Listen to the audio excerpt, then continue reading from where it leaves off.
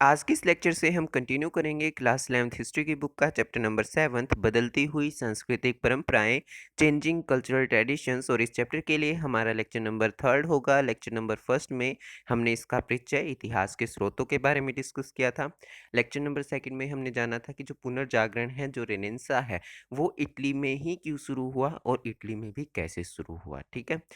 और आज हम अपने लेक्चर की शुरुआत करेंगे विश्वविद्यालय और मानवतावाद से। आज हम जानेंगे कि जो पुनर्जागरण है, देखिए, पुनर्जागरण के मैंने आपको दो कारण बताए थे। मैंने पिछली वीडियो में आपको उसका बैकग्राउंड बताया था, उसकी पृष्ठभूमि बताई थी कि किस तरह जो बाइजेंटाइन साम्राज्य के विद्वान लोग हैं वो आ जाते हैं इटली में। और इटली में बड़े बड़े शहरों का निर्माण हो रहा होता है, बड़े बड़े शहर बस रहे होते हैं, क्योंकि वहाँ पर व्यापार और वाणिज्य बहुत अधिक मात्रा में हो रहा होता है। क्योंकि जितने भी बड़े-बड़े सामान आते, जितना भी सामान आता पूर्वी देशों से, वो सारा पहले इटली में आता और फिर बाकी देशों में जाता। तो ये 2 कारण बताए थे मैंने, जिसकी वजह से रेनेसां शुरू हुआ इटली में।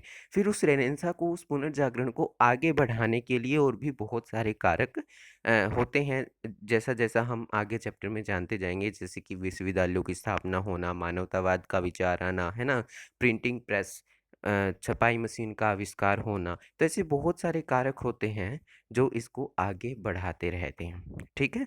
तो आज हम एक कारक के बारे में जानने वाले हैं, जो कि विश्वविद्यालयों की स्थापना होना, और जो मानवतावाद का विचार है, जो ये ह्यूमैनिटिज्म है, इसके बारे में भी आज हम थोड़ा सा डिस्कस करेंगे। इसके बारे में भी जानेंगे ये क्या है। ओके। तो चलिए अपने इस लेक्चर की शुरुआत करते हैं। मैं आपको पहले एक और बात बता देता हूँ कि कल जैसे कि मैंने आपको बताया था कि जो विद्वान लोग हैं वो इटली में आए, उन्होंने वहाँ पे देखा कि रोमन संस्कृति अब इटली में नहीं रही, रोम में ही रोमन संस्कृति नहीं रही, रोमन संस्कृति को लोग देख नहीं रहे, सारे के सारे लोग चर्च के शिकंजे में फंसे हुए हैं। तो ये नहीं कि जब वो विद्वान लोग आए तभी रेनेसां शुरू हुआ, एकदम से वो विद्वान लोग आए और एकदम उन्होंने पुनर्जागरण की शुरुआत कर दी। नहीं, वो एक कारक था, वो एक महत्वपूर्ण कारक था, लेकिन उसके पीछे बहुत छोटे-छोटे कारक होते हैं। इसका मतलब ये नहीं कि वो लोग आए फिर उन्होंने ही विश्वविद्यालयों की स्थापना की, उन्होंने ही स्कूल खोले, ठीक है ना? विश्वविद्यालय पहले से ही खुले हुए थे, पहले से ही स्कूल, पहले से ही शिक्षण संस्थान इटली में चल रहे थे, जैसे कि आपको यहाँ पे दिया गया है। ये देखिए आप, 1453 में कुस्तुनतुनिया के बाइजेंटाइन साम्राज्य के ओटोमन तुर्कों को पराजित किया, ठीक है ना? इससे पहले देखिए कितने काम हो रहे हैं। 1300 में इटली में पादुआ विश्वविद्यालय में मानवतावाद पढ़ाया जाने लगा, और 1300 से भी पहले 12वीं शताब्दी में, ठीक है ना? 1300 से भी पहले 12वीं शताब्दी में बोलोनिया की यूनिवर्सिटी, यानी कि बोलोनिया का विश्वविद्यालय इटली में स्थापित हो चुका था। ठीक है ना? तो सबसे पुराना अगर विश्वविद्यालय पूछे तो आप क्या लिखेंगे? बोलोनिया, जो कि 12वीं और 11वीं सदी में स्थापित हुआ था। ठीक है? तो कहने का मतलब मेरा इतना है कि जब वो विद्वान लोग आए तब एकदम से बूस्ट मिल गया, एकदम से वो जो गति थी पुनर्जागरण की, जो रेनेसां की गति थी, वो एकदम से तेज़ हो गई। जैसे आपकी रेल चलती है, पहले धीरे चलती है छुक-छुक, फिर एकदम से तेज़ हो जाती है। तो ये जो पुनर्जागरण की रेल थी, ये पहले चली हुई थी, पहले से ही स्टार्ट थी, अनेक कारकों की वजह से थोड़ी-थोड़ी, थोड़ी-थोड़ी चल रही थी, लेकिन जैसे ही वो दूसरे विद्वान लोग आते हैं, वो जो रेल थी वो एकदम से तेज़ हो जाती है, उसको बूस्ट मिल जाता है। ओके, तो आपको ये फैक्ट भी ध्यान रखना है, कहीं आप सोचे कि जब वो लोग आए तभी रेनेसां शुरू, नहीं, उससे पहले स्टार्ट हो चुका था। क्लियर? चलिए, यूरोप में सबसे पहले विश्वविद्यालय इटली में स्थापित हुए, यूरोप में सबसे पहले विश्वविद्यालय इटली में स्थापित हुए, और इटली में भी सबसे पहले बोलोनिया में स्थापित हुआ। सबसे पुराना विश्वविद्यालय पूछे आपसे, ठीक है? 11वीं शताब्दी से पादुआ और बोलोनिया, ठीक है ना? 11वीं शताब्दी से पादुआ और बोनोलिया विश्वविद्यालय विधि शास्त्र के अध्ययन केंद्र रहे। विधि शास्त्र क्या होता है? विधि होता है कानून, और शास्त्र यानी कि कानून की पढ़ाई। तो क्या है, 11वीं शताब्दी से पादुआ और बोनोलिया में क्या पढ़ाया जाने लगा? विधि शास्त्र पढ़ाया जाने लगा, यानी यानी कि कानून पढ़ाया जाने लगा। इसका एक कारण यह था कि इन नगरों में प्रमुख क्रियाकलाप व्यापार और वाणिज्य संबंधी थे, इसलिए वकीलों और नोटरी या सोलिसिटर और अभिलेखपाल दोनों के कार्य करते थे को बहुत अधिक आवश्यकता होती थी, क्योंकि वे नियमों को लिखते थे, उनकी व्याख्या करते थे और समझौते भी तैयार करते थे। तो सबसे पहले विश्वविद्यालय पादुआ और बोलोनिया में स्थापित हुआ, ठीक है ना? और विश्वविद्यालय में सबसे पहले क्या पढ़ाया जाता था? कानून की पढ़ाई की करवाई जाती थी, कानून पढ़ाया जाता था, विधि शास्त्र पढ़ाया जाता था। और विधि शास्त्र ही क्यों पढ़ाया जाता था? क्योंकि आपने पढ़ा ना, ये जो नगर थे, इटली के जो नगर थे, जैसे कि आपका वेनिस इत्यादि हो गया, तो इसमें क्या है, सबसे ज़्यादा जो क्रियाकलाप था, सबसे ज़्यादा जो काम था, वो किस चीज़ का था? व्यापार का था, वाणिज्य का था, क्योंकि बंदरगाहों पर चीज़ें उतरती, फिर उसको आगे भेजना होता, तो सारा काम किस चीज़ का था? सारा का सारा काम व्यापार और वाणिज्य का था। तो इसलिए अब व्यापार है, वाणिज्य है, रिकॉर्ड रखने हैं, अब व्यापारियों के बीच में बहसबाजी भी हो जाती है ना? 2 पक्षों के बीच में बहसबाजी हो जाती है, तो उस बहसबाजी को सुलझाने के लिए वकील होते हैं, कोर्ट होते हैं। तो जब कोर्ट होंगे और वकील होंगे, जब ये काम होगा, व्यापार होगा ज़्यादा से ज़्यादा, तो उसमें हमें वकीलों की ज़्यादा से ज़्यादा आवश्यकता होगी, कोर्ट्स की ज़्यादा से ज़्यादा आवश्यकता होगी। और हमें इस आवश्यकता की पूर्ति करनी है, तो हमें क्या है, कानून पढ़ाना पड़ेगा, विधि शास्त्र पढ़ाना पड़ेगा। आप देखेंगे कि पादुआ कहाँ पे है? वेनिस के बिल्कुल ऊपर है। आप अपनी बुक में मैप नंबर फर्स्ट निकाल लीजिए, वहाँ पे आप देखेंगे कि वेनिस के बिल्कुल नज़दीक है पादुआ, यानी कि वेनिस जहाँ जो मुख्य शहर था इटली का, सबसे प्रमुख बंदरगाह था, वहाँ पर वाणिज्य और व्यापार हो रहा था। अब जब वाणिज्य व्यापार होगा, तो 2 पक्षों के बीच में बहसबाजी की भी संभावना बढ़ती है, तो हमें वकीलों और कोर्ट की भी ज़रूरत होगी। तो इसलिए विधि शास्त्र पढ़ाया जाने लगा पादुआ के विश्वविद्यालय में, बोलोनिया के विश्वविद्यालय में, ठीक है? अब देखिए, इसका वकीलों की ज़रूरत होती है, नोटरी की ज़रूरत होती है, सोलिसिटर और अभिलेखपाल दोनों की, इन 4 लोगों की ज़रूरत होती है। देखिए, वकील तो आप सभी को पता है क्या होता है, लॉयर, ठीक है ना, जो मुकदमा लड़ता है। नोटरी क्या होता है? नोटरी भी एक तरह का लॉयर होता है, और उसका काम क्या होता है, कोई भी लीगल डॉक्यूमेंट है, मान लीजिए कोई कानूनी दस्तावेज है, वो अपने हस्ताक्षर के द्वारा, अपने साइन के द्वारा उसको प्रमाणित कर देता है। नोटरी का काम क्या होता है मेनली, कोई भी लीगल डॉक्यूमेंट है, कोई भी कानूनी दस्तावेज है, अगर उस पे नोटरी के साइन हो गए, तो वो एक तरह से प्रमाणिक हो जाता है, ठीक है ना? वो डॉक्यूमेंट, वो दस्तावेज एक तरह से प्रमाणिक हो जाता है। नोटरी का काम मेन ये होता है कि वो अपने सिग्नेचर के द्वारा उसको क्या करे, प्रमाणिक कर दे। सोलिसिटर का काम क्या होता है? सोलिसिटर भी एक तरह का लॉयर ही होता है, एक तरह का वकील होता है, लेकिन उसका काम क्या होता है, वो सलाह देता है, कानूनी मामलों में वो परामर्श देता है, सलाह देता है। उस इसका मेन काम क्या होता है? सोलिसिटर का सलाह इत्यादि देना।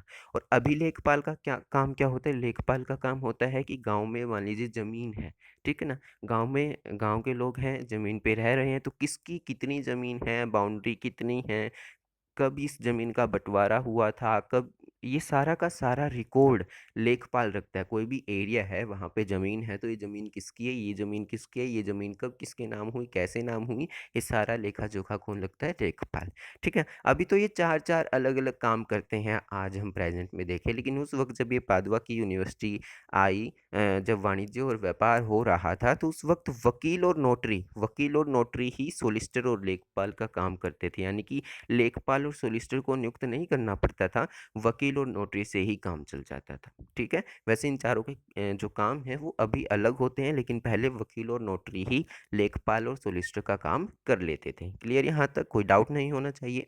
इसके बिना बड़े पैमाने पर व्यापार करना संभव नहीं था। यही कारण था कि कानून का अध्ययन एक प्रिय विषय बन गया। अब वकीलों की ज़रूरत है, सबसे ज़्यादा रोज़गार वकील बनने में है, तो लोग क्या करने लगे? वकील बनने बनने लगे, और वकील बनने के लिए उनको कानून की पढ़ाई करनी पड़ेगी, विधि शास्त्र पढ़ना पड़ेगा। लेकिन कानून के अध्ययन में यह बदलाव आया कि रोमन संस्कृति के संदर्भ में पढ़ा जाने लगा। अब देखिए, 11वीं शताब्दी में, 11वीं शताब्दी में तो इनकी स्थापना हुई, ठीक है ना? पादुआ के विश्वविद्यालय की, बोलोनिया के विश्वविद्यालय की। और 12वीं शताब्दी से क्या हुआ, इनमें ये जो चीज़ थी, ये जो विधि शास्त्र था, ये पढ़ाया जा रहा था 11वीं शताब्दी से ही, ठीक है ना? स्थापना के बाद ये जो विधि शास्त्र था, ये पढ़ाया जा रहा था, ये कानून की पढ़ाई पढ़ाई जा रही थी, ठीक है? अब रेनेसां के टाइम में, अब रेनेसां तो 11वीं शताब्दी में स्टार्ट नहीं हुआ, वो तो 14वीं शताब्दी में स्टार्ट हुआ, ठीक है ना। तो रेनेसां के टाइम में क्या हुआ, रेनेसां के टाइम में एक परिवर्तन ये आया, जो ये कानून की पढ़ाई थी वो पहले अलग तरीके से पढ़ाई जा रही थी, लेकिन अब रेनेसां के टाइम में 14वीं शताब्दी में कह लीजिए, 15वीं शताब्दी में कह लीजिए, रेनेसां के टाइम में इस पढ़ाई में एक सबसे महत्वपूर्ण बदलाव ये आया कि रोमन संस्कृति के संदर्भ में पढ़ाई जाने लगी।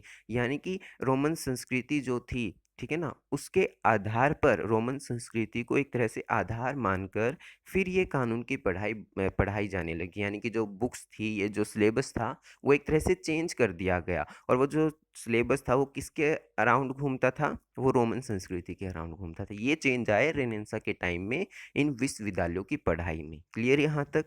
चलिए आगे चलते हैं। फ्रांचेस्को पेट्रोक इस परिवर्तन का प्रतिनिधित्व करते थे। फ्रांचेस्को पेट्रोक कौन है?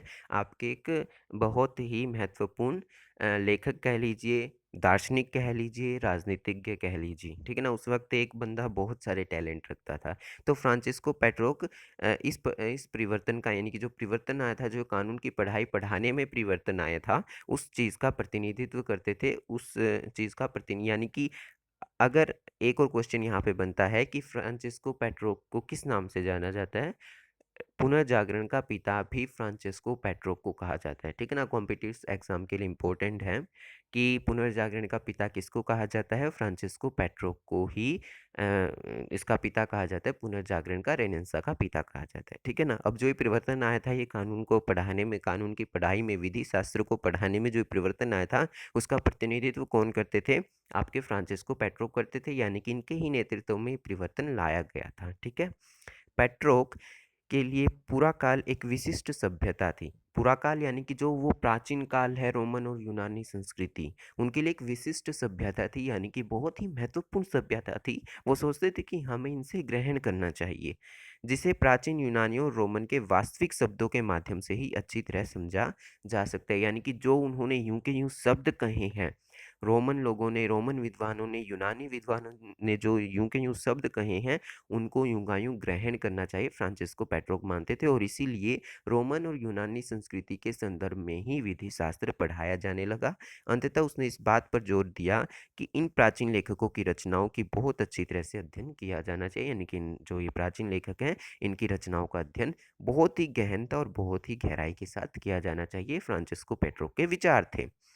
इस शिक्षा कार्यक्रम के अंदर यह अंतर्निहित था कि बहुत कुछ जानना बाकी है, और यह सब हम केवल धार्मिक शिक्षण से नहीं सीखते। अब एक बात देखिए, आप आगे पढ़ेंगे कि हम जो ये काल था, जो कोई भी काल होता है, जैसे कि हम प्राचीन भारत, मध्यकालीन भारत और फिर आधुनिक भारत, तो इसी तरह यूरोप का भी काल था। प्राचीन यूरोप, मध्यकाल यूरोप और फिर आपका आधुनिक यूरोप। ये जो लोग थे, ये मानते थे कि आधुनिक काल शुरू हुआ है इस 14वीं शताब्दी से, पुनर्जागरण से, ठीक है। और मानते थे कि जो मध्यकाल था, मध्यकाल 5वीं से 14वीं शताब्दी तक माना जाता है। तो 5वीं से 14वीं शताब्दी तक जो मनुष्य था, मैंने आपको फर्स्ट लेक्चर में भी बताया था, जो मनुष्य था वो उसके चर्च के शिकंजे में फंसा हुआ था, चर्च के शिकंजे में फंसा हुआ था। यानी कि जो चीज़ चर्च कहता वही करता। आदमी का एक लक्ष्य था, मध्यकाल में आदमी का सिर्फ और सिर्फ एक ही लक्ष्य था, कैसे ही स्वर्ग की प्राप्ति करनी है, स्वर्ग की प्राप्ति करनी है, उसका एकमात्र लक्ष्य ये था। मध्यकालीन मानव का, यानी कि 5वीं से 14वीं शताब्दी तक, जिसको अंधकार युग भी कहा गया था, तो उस वक्त आदमी का उद्देश्य था कि केवल और केवल स्वर्ग की प्राप्ति करनी है। इसलिए चर्च जो भी कहे, जैसा भी कहे, उसका यूं यूं को उसका उसको यूं का यूं मान लिया जाए, ठीक है ना। लेकिन अब रेनेसां में क्या परिवर्तन आया? रेनेसां कह रहा है कि हमें सिर्फ और सिर्फ धार्मिक शिक्षण नहीं चाहिए, हमें केवल और केवल स्वर्ग नहीं चाहिए, हमें, हमारा पेट धार्मिक शिक्षण से नहीं भर सकता, हमें तो बहुत कुछ जानना बाकी है, बहुत सारी ऐसी चीज़ें हैं, बहुत सारे ऐसे विषय हैं, बहुत सारे ऐसे सब्जेक्ट हैं जिनको अभी भी पढ़ना चाहिए। ये रेनेसां काल के विद्वान मानते थे। ये जो शिक्षा कार्यक्रम चलाया जा रहा था, ये जो शिक्षा में परिवर्तन आ रहा था, इसका मेन पॉइंट क्या था, इसका फोकस क्या था? यही चीज़ थी कि हमें और भी बहुत सारे विषय जानने हैं, केवल धार्मिक शिक्षण से कुछ नहीं होने वाला। इसी नई संस्कृति को 19वीं शताब्दी के इतिहासकारों ने मानवतावाद नाम दिया गया। यानी कि जो ये शिक्षा कार्य, ये जो विचार था, ये जो विचार था कि हमें और भी विषय सीखने हैं, इस विचार को क्या नाम दिया गया? मानवतावाद नाम दिया हमारे इतिहासकारों ने, ठीक है। 15वीं शताब्दी से शुरू के दशकों में मानवतावादी शब्द उन अध्यापकों के लिए प्रयुक्त होता था जो व्याकरण, अलंकार शास्त्र, कविता, इतिहास और नीति शास्त्र के विषय पढ़ाते थे। यानी कि मानवतावादी अध्यापक कौन थे? जो व्याकरण पढ़ाते थे, अलंकार शास्त्र पढ़ाते थे, कविता पढ़ाते थे, इतिहास पढ़ाते थे और नीति दर्शन के विषय पढ़ाते थे। ठीक है, नीति दर्शन आप एक तरह से कह लीजिए राजनीति पढ़ाते थे। लातिनी शब्द ह्यूमैनिटास, जिससे ह्यूमैनिटीज शब्द निकला है, जिसे कई शताब्दियों तक पहले रोम के वकील तथा निबंधकार सिसरो, जिसका टाइम पीरियड भी आपको दिया गया है, उसने, जो कि जूलियस सीजर का समकालीन था, संस्कृति के अर्थ में किया था। अब जो ये मानवतावाद शब्द है, ये जो मानवतावाद शब्द है, इसका प्रयोग 19वीं शताब्दी के इतिहासकारों ने किया इस शिक्षा कार्यक्रम को दर्शाने के लिए। यानी कि जो ये परिवर्तन आ रहा था लोगों की सोच में कि उन्हें और भी चीज़ें सीखनी है, इसको हमारे इतिहासकारों ने क्या नाम दिया? मानवतावाद नाम दिया। लेकिन जो ये मानवतावाद है, इसको हम कहेंगे इंग्लिश में ह्यूमैनिटीज़। अब आप जो सब्जेक्ट पढ़ रहे हो, आपने जो स्ट्रीम चूज़ की हुई है ना, आर्ट्स भी कहते हैं और इसको क्या कहते हैं? ह्यूमैनिटीज़ सब्जेक्ट्स भी कहते हैं। ह्यूमैनिटीज़ में आप यही पढ़ते हो, हिस्ट्री, ज्योग्राफी, पॉलिटिकल साइंस। तो उस वक्त भी ह्यूमैनिटीज़ में यही चीज़ शामिल थी, हिंदी, इंग्लिश। ठीक है, तो ये सारी चीज़ ह्यूमैनिटीज़ में शामिल थे। तो आप मानवतावाद को इंग्लिश में क्या कहोगे? ह्यूमैनिटीज़ कहोगे। और ह्यूमैनिटीज़ लेटिन शब्द ह्यूमैनिटास से निकला है। ठीक है ना, पहले लेटिन शब्द था ह्यूमैनिटास और ह्यूमैनिटास से ह्यूमैनिटीज़ आपका शब्द निकल गया। इंग्लिश में आप कहोगे ह्यूमैनिटीज़। अब जो ये ह्यूमैनिटीज़ शब्द है, ये जो मानवतावाद शब्द है, इसका प्रयोग सबसे पहले सिसरो ने किया था। ठीक है ना, सिसरो ने किया था। सिसरो कौन थे? सिसरो एक निबंधकार भी थे और एक वकील भी थे। कब थे? वो जूलियस सीजर के टाइम में थे। देखिए, जूलियस सीजर का समकालीन था। अब जूलियस सीजर मैं आपको थर्ड चैप्टर में बता चुका हूँ कौन था। कौन था? जो आपका रोम साम्राज्य का प्रथम सम्राट था, अगस्तस, उसका पिता था। ठीक है ना, उसका जूलियस सीजर ने अपना दत्तक पुत्र कौन बनाया था? वो अगस्तस बनाया था। तो अगस्तस का पिता कौन था? जूलियस सीजर था, जो एक तरह से सैनिक था और जिसने रोम साम्राज्य की नींव रखी थी। तो जूलियस सीजर का समकालीन था। यानी कि जिस समय जूलियस सीजर जिंदा था, उसी वक्त ये सिसरो भी जिंदा था। यानी कि दोनों एक ही टाइम में हुए थे। यहाँ पे आपको देखिए टाइम भी दिया गया है, ईसा पूर्व में। कितने पहले? ईसा पूर्व में। अब ये हम ईस्वी से भी आगे 1500 की बात करें, 1400 की बात करें, तो बहुत पहले ह्यूमैनिटीज शब्द का प्रयोग किसने किया था? सिसरो ने किया था। और उस वक्त इस ह्यूमैनिटीज का मतलब क्या था? संस्कृति था। आज हम जिस चीज़ के लिए संस्कृति का प्रयोग करते हैं, ठीक है ना, मैंने आपको संस्कृति कहा, आप समझ गए। तो उस वक्त तो संस्कृति की बजाय ह्यूमैनिटीज़ का प्रयोग करते थे। ठीक है ना, उस वक्त सिसरो संस्कृति की बजाय ह्यूमैनिटीज़ का प्रयोग करते थे। लेकिन अब 19वीं शताब्दी में हमारे इतिहासकारों ने क्या किया? संस्कृति तो अब हमारे लिए एक अलग शब्द बन गया। ह्यूमैनिटीज़ का प्रयोग उस परिवर्तन के लिए क्या, उस विचार के लिए क्या, जिसमें कि लोग क्या सोच रहे थे कि हमें और भी दूसरे सब्जेक्ट पढ़ने हैं। लेकिन पहले सिसरो ने इसका प्रयोग संस्कृति के अर्थ में किया था। क्लियर यहाँ तक? समझ गए? चलिए, ये विषय धार्मिक नहीं थे, वरन उन कौशल पर बल जो देते थे जो व्यक्ति चर्चा और वाद विवाद से विकसित करता है। अब देखिए, इतिहास कोई धार्मिक विषय है? नहीं है। राजनीति शास्त्र तो बिल्कुल भी नहीं है धार्मिक, उसमें तो राजनीति चलती है।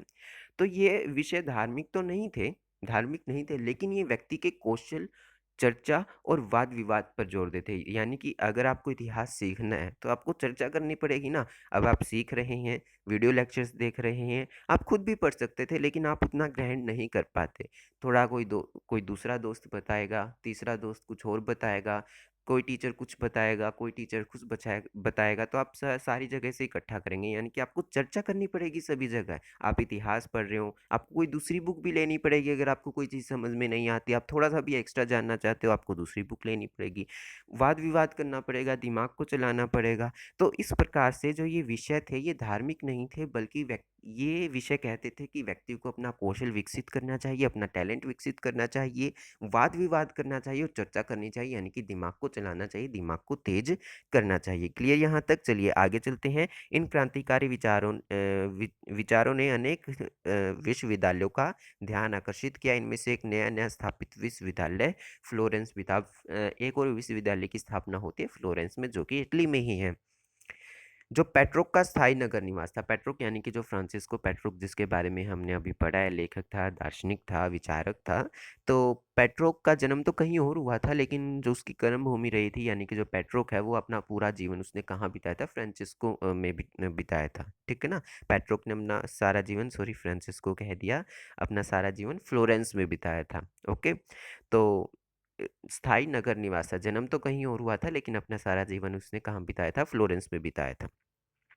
इस नगर ने 13वीं शताब्दी के अंत तक व्यापार या शिक्षा के क्षेत्र में कोई विशिष्ट तरक्की नहीं की थी, यानी कि 13वीं शताब्दी तक तो इसमें कोई व्यापार भी नहीं ज़्यादा होता था, ना ही कोई शिक्षा ज़्यादा चलती थी। लेकिन क्या हुआ, एकदम 15वीं शताब्दी में सब कुछ पूरी तरह से बदल गया, यानी कि अब एकदम से वो ट्रेन एकदम से स्टार्ट हो चुकी थी। किसी भी नगर की पहचान उसके महान नागरिकों के साथ साथ उसकी संपन्नता से बनते, यानी कि फ्लोरेंस की पहचान अगर हम करते हैं तो फ्लोरेंस का नाम लेते ही हमारे सामने जो फ्लोरेंस के महान लेखक कह लीजिए, विचारक या फिर दार्शनिक हुए हैं, उनका नाम याद हमें आता है। यानी कि फ्लोरेंस की पहचान दो प्रमुख विद्वानों से होती है, जिसके नाम आपको दिए गए। फ्लोरेंस के प्रसिद्ध दो लोगों में, फ्लोरेंस की प्रसिद्धि में दो बड़े लोगों का हाथ था। कौन कौन से वो लोग थे? पहले व्यक्ति थे दांते अलिघियरी। थोड़े नाम अजीब से हैं, आप याद कर लीजिएगा।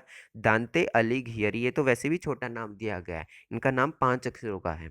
ठीक है ना। तो दांते अलिघियरी पहले थे, जो किसी धार्मिक संप्रदाय विशेष से संबंधित नहीं थे, पर उन्होंने अपनी कलम धार्मिक विषयों पर चलाई थी। ठीक है ना। दांते अलिघियरी थे पहले व्यक्ति जिन्होंने धार्मिक विषयों पर लिखा था, और लेकिन वो किसी धार्मिक समुदाय से संबंधित नहीं थे, ना चर्च से, ना यहूदी थे, कुछ नहीं थे वो। ठीक है ना। किसी भी धर्म को नहीं मानते थे। उन्होंने अपनी पुस्तक लिखी है डिवाइन कॉमेडी। में आपको थोड़ा एक्स्ट्रा बता दूं, डिवाइन कॉमेडी। और डिवाइन कॉमेडी में उन्होंने, डिवाइन यानी कि दिव्य और कॉमेडी यानी कि मजाक, दिव्य मजाक। तो उन्होंने उसमें बताया कि जो चर्च वगैरह हैं वो किस तरह लोगों का बेवकूफ़ बना रहे हैं, और चर्च पर भी व्यंग्य कसा है। ठीक है ना। लेकिन वो किसी दूसरे समुदाय से संबंधित नहीं थे कि आप कहें कि वो इस्लाम थे इसलिए चर्च पर क्या कर रहे हैं, व्यंग्य करें, नहीं।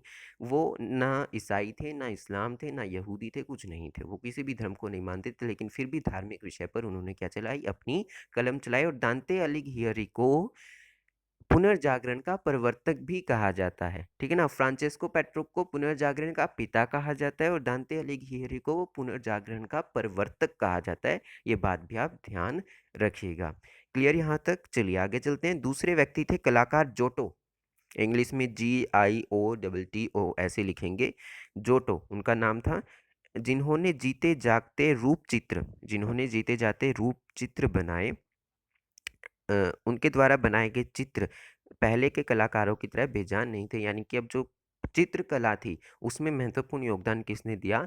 जोटो ने दिया। जोटो एक चित्रकार भी थे और वास्तुशिल्प भी थे, आर्किटेक्टर भी थे। ठीक है ना। तो जोटो ने अनेक रूप चित्र बनाए। रूप चित्र यानी कि किसी का चेहरा जो होता है उसको रूप चित्र कहते हैं। तो उन्होंने रूप चित्र बनाए, और वो बिल्कुल चमक धमक वाले थे, बिल्कुल उनमें लगता था कि वो जोशीले चित्र उन्होंने बनाए, जैसे कि बेजान वाले चित्र उन्होंने नहीं बनाए, है ना। सिंपल सी ड्राइंग नहीं बनाई, बिल्कुल 3D में, और ऐसा लगे कि बिल्कुल असली असली चित्र है, ऐसे उन्होंने चित्र बनाए।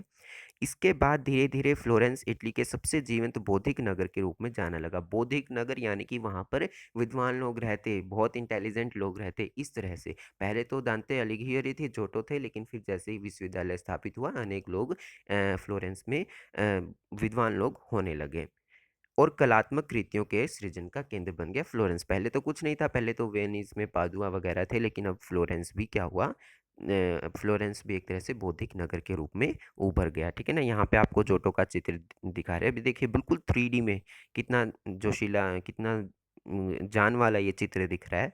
तो बिल्कुल आप समझ रहे हैं कि इसमें एक छोटा सा बच्चा है, और इसमें ही एक इसके ऊपर हाथ रखा हुआ है। तो बिल्कुल जोटो द्वारा रचित चित्र का नाम है असीसी। ठीक है ना, असीसी।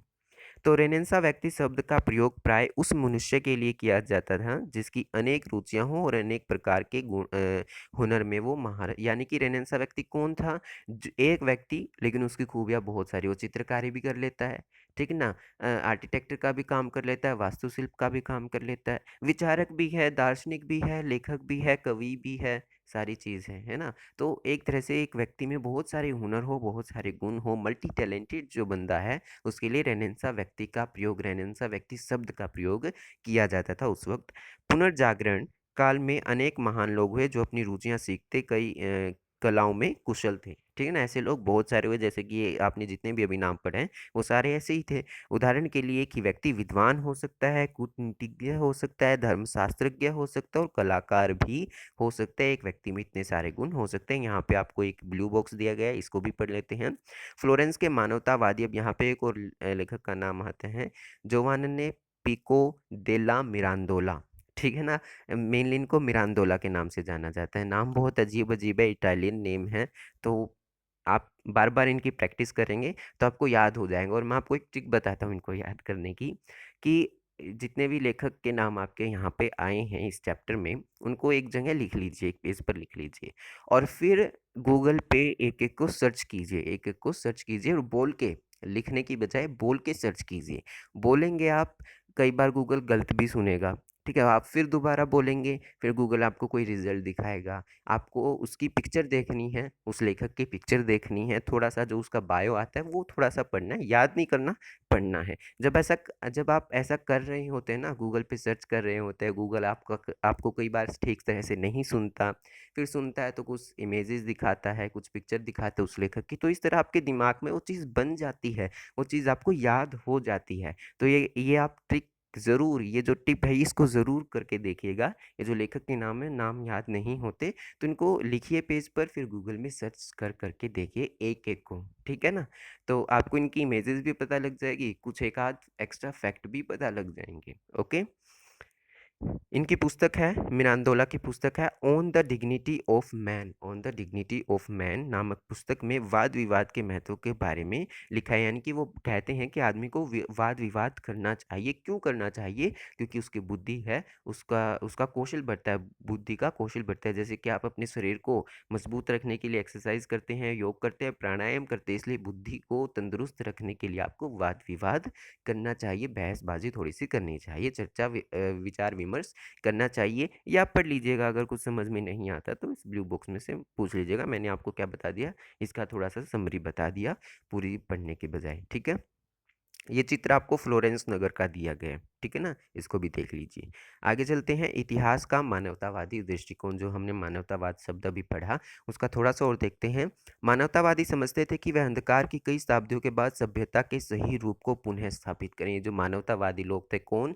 जो ये अन्य विषय पढ़ने के इच्छुक थे, पढ़ने पढ़ाने के इच्छुक थे, वो क्या सोचते थे कि बहुत सालों से, बहुत शताब्दियों से, क्या है, बहुत सदियों से ये जो अंधकार का युग युग है ये चला हुआ है, और हम इस अंधकार के युग को हटा रहे हैं और दोबारा प्राचीन संस्कृति को ला रहे हैं, विकास के लिए, प्रगति के लिए। इसके पीछे ये मान्यता थी कि रोमन साम्राज्य के टूटने के बाद अंधकार युग शुरू हुआ। यानी कि रोमन साम्राज्य जब टूटा, 5वीं शताब्दी में पूरी तरह से अलग हो गया था, तीसरी में हमले स्टार्ट हुए, 5वीं शताब्दी में पश्चिमी रोमन साम्राज्य पूर्वी से क्या होगा, पूरा का पूरा अलग है। तो वो कहते हैं कि 5वीं शताब्दी में जब से ये यूरोप है रोमन साम्राज्य से अलग हुआ, तब से क्या होता है, हमारे अंधकार युग की शुरुआत होती है। अंधकार युग आप समझ रहे हैं, यानी कि अंधेरा ही अंधेरा, यानी कि पूरी तरह से बुरा युग उस टाइम पीरियड को कहा गया है। ये उस वक्त के लोग सोचते थे। मानवतावादियों की भांति बाद के विद्वानों ने बिना कोई प्रश्न उठाए ये मान लिया कि यूरोप में 14वीं शताब्दी के बाद नए युग का जन्म हुआ, ठीक ना? मानवतावादी लोग उस वक्त तो सोच ही रहे थे, 13वीं 14वीं शताब्दी के लोग, विद्वान लोग ये तो कह ही रहे थे कि पहले का टाइम अंधकार युग था, ये अंधकार युग का था। फिर बाद के भी विद्वानों ने, 17वीं 18वीं शताब्दी के विद्वानों ने भी ये बात मान ली कि अंधकार युग था और 14वीं शताब्दी से नए युग की शुरुआत होती है, उन्होंने भी ये बात मान ली थी। मध्यकाल जैसी संज्ञाओं का प्रयोग रोम साम्राज्य के पतन के बाद के 1000 वर्ष की अवधि के लिए किया जाता है। यानी कि रोम साम्राज्य का पतन कब हुआ, 5वीं शताब्दी में, उसके 1000 साल बाद, यानी कि 15वीं शताब्दी तक, ठीक है ना? 15वीं शताब्दी तक मध्यकाल माना जाता है। 5 से 15वीं 14वीं भी कर लीजिए, ठीक है ना? 5 से 14वीं या 15वीं शताब्दी तक मध्यकाल माना जाता है।